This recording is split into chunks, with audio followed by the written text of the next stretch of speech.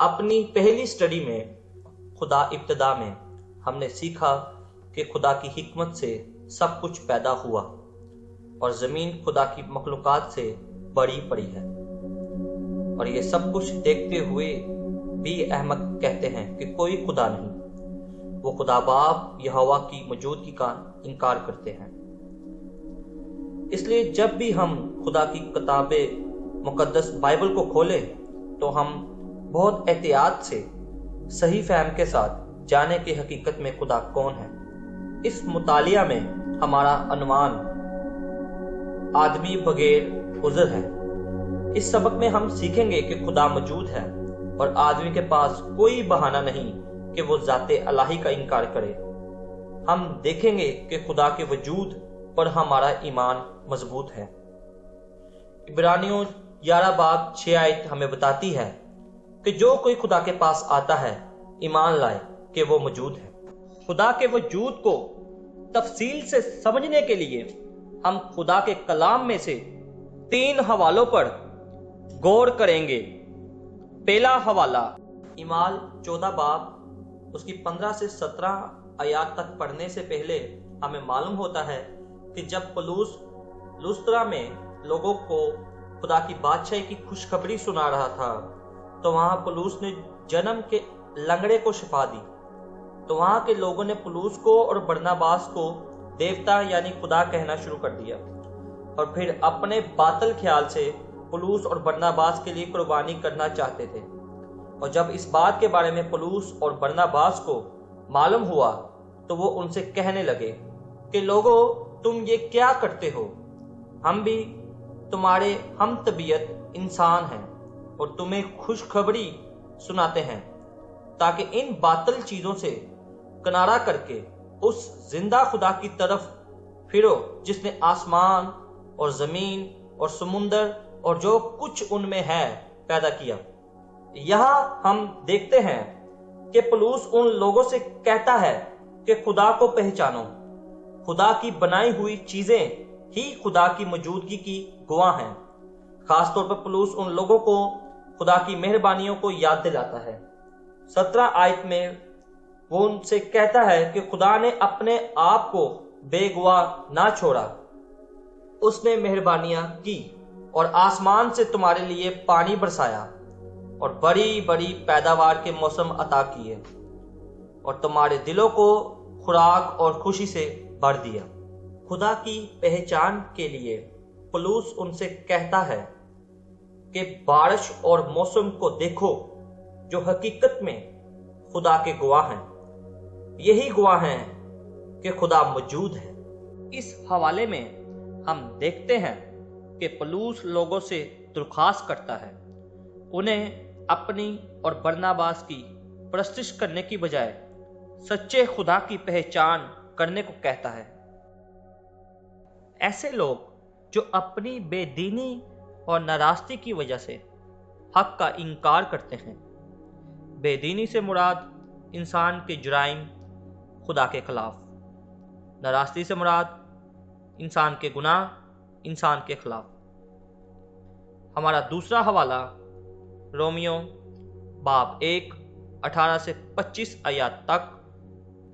ہمارے دوسرے حوالے میں رومیو باب 1 18 سے 20 آیات ہمیں بتاتی ہیں کہ خدا کا غضب ان آدمیوں کی تمام بے دینی اور ناراستی پر آسمان سے ظاہر ہوتا ہے جو حق کو ناراستی سے دبائے رکھتے ہیں، کیونکہ جو کچھ خدا کی نسبت معلوم ہو سکتا ہے وہ ان کے باطن میں ظاہر ہے، اس لیے کہ خدا نے اس کو ان پر ظاہر کر دیا، کیونکہ اس کی اندیکھی صفتیں یعنی اس کی ازلی قدرت اور الوہیت دنیا کی پیدائش کے وقت سے بنائی ہوئی چیزوں کے ذریعے سے معلوم ہو کر صاف نظر آتی ہیں، یہاں تک کہ ان کو کچھ عذر باقی نہیں۔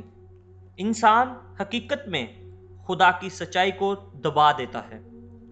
ہر وہ سچ جسے خدا کے ذریعے انسان پر ظاہر کیا جاتا ہے اس کے خلاف لڑتا جاتا ہے، نظر انداز کیے جاتا ہے اور بعض اوقات تو جان بوجھ کر اس سچائی کو مٹا دیتا ہے۔ خدا نے ہمیں مخلوقات کے ذریعے اور ان چیزوں کے ذریعے جو بنی ہیں اپنی ازلی قدرت اور اپنی خدائی فطرت کو دکھایا ہے۔ ان چیزوں کو صاف طور پر دکھایا جاتا ہے۔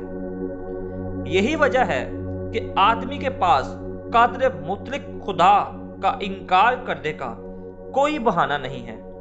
مسئلہ یہ نہیں کہ آدمی خدا کو نہیں جانتا، بلکہ وہ اسے جانتا ہے اور اسے جانتے ہوئے اس نے اس کی خدائی کے لائق اس کی تمجید کرنے سے انکار کیا۔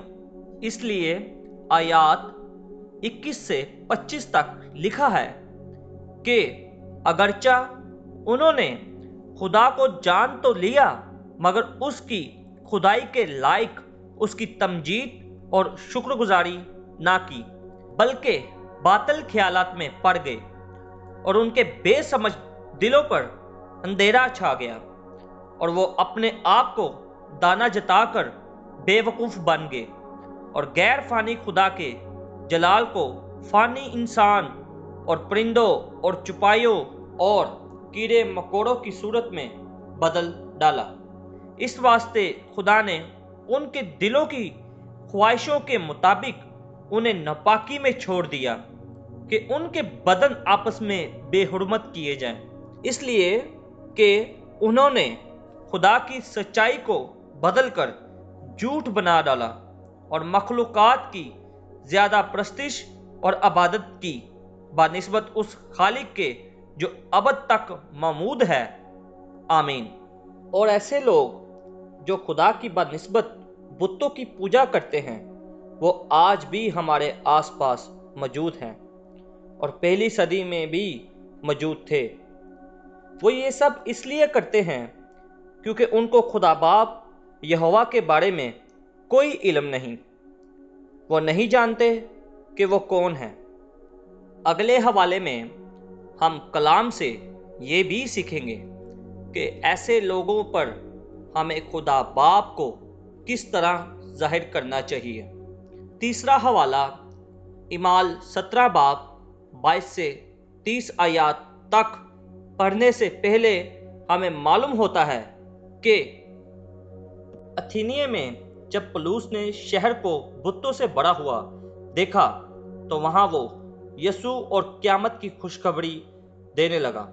پولس نے ان سے کہا کہ میں دیکھتا ہوں کہ تم ہر بات میں دیوتاؤں کے بڑے ماننے والے ہو، چنانچہ میں نے سیر کرتے اور تمہارے معبودوں پر غور کرتے وقت ایک ایسی قربان گاہ بھی پائی جس پر لکھا تھا کہ نامعلوم خدا کے لیے۔ پس جس کو تم بغیر معلوم کیے پوجتے ہو میں تم کو اسی کی خبر دیتا ہوں۔ دنیا میں ایسے بہت سارے لوگ آج بھی ہیں جو خدا باپ یہوہ کو نہیں جانتے مگر یہ ضرور مانتے ہیں کہ کوئی خدا ہے۔ یہاں ہم سیکھیں گے کہ ایسے لوگوں کو کس طرح سمجھایا جائے کہ خدا باپ یہوہ واحد سچا خدا ہے۔ اس حوالے میں پولس ایسے لوگوں کو نامعلوم خدا کی پہچان کے لیے کہتا ہے کہ جس خدا نے دنیا اور اس کی سب چیزوں کو پیدا کیا وہ آسمان اور زمین کا مالک ہو کر ہاتھ کے بنائے ہوئے مندروں میں نہیں رہتا، نہ کسی چیز کا محتاج ہو کر آدمیوں کے ہاتھوں سے خدمت لیتا ہے، کیونکہ وہ تو خود سب کو زندگی اور سانس اور سب کچھ دیتا ہے۔ پولس ایسے لوگوں کو ممکن حد تک سمجھانے کی کوشش کرتا ہے کہ ہم سب کا ایک ہی باپ ہے اور ہم سب کو ایک ہی خدا نے پیدا کیا ہے۔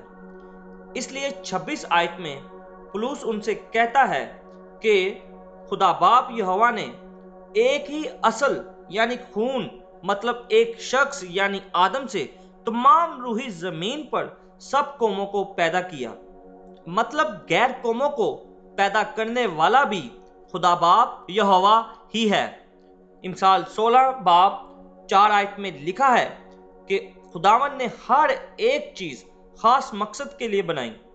ہاں، شریروں یعنی بے دین لوگ गैर अक़वाम, वो लोग जो खुदा बाप यहोवा को नहीं मानते, बाप का इनकार करते हैं, बेटे का इनकार करते हैं, खुदा के पाक नाम की तहकीर करते हैं, और वो जो खुदा को जान लेते हैं, जानने के बाद खुदावंद की कुदूसियत को जो उसको अजीज है बेहुरमत करते हैं, को भी उसने बुरे दिन के लिए पैदा किया है।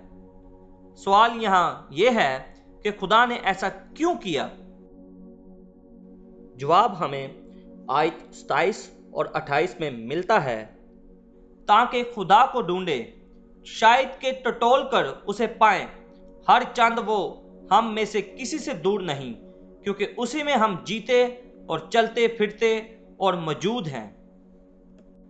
आज के इस सबक में हमने सीखा कि पहली किताब से आखिरी किताब तक किताब मुक़द्दस हमें बताती है कि खुदा मौजूद है, और हमारी मौजूदगी इस बात की गवाह है कि खुदा मौजूद है।